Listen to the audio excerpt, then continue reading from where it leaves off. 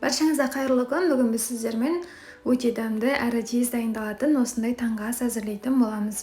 Ол үшін біздерге 2 қызанақ қажет болады. Дәл видеодағыдай турайтын боламыз.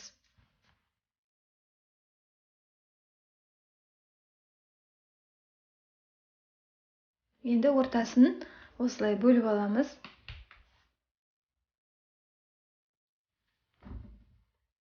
Және де ортасын осылай ұсақ қылып кесетін боламыз. Ыңғайлы тұсқа салып аламыз. Үстіне 2 жұмыртқаны саламыз. Тұзды, дәмдеуішті өзіміздің қалауымызша саламыз.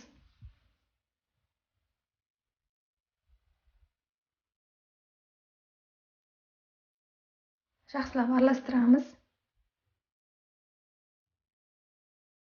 Енді қысып тұрған табаға кішкене май құйып, дәл видеодағыдай пісіретін боламыз.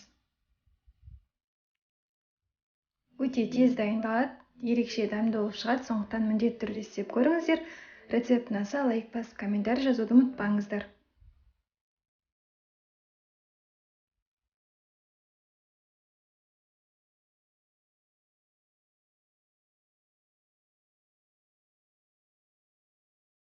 Міне осылай дайындалады. Дайындалу өте қарапайым, және алдағы уақытта біздің видеоларды жіберіп алмас үшін каналға тіркелуді ұмытпаңыздар.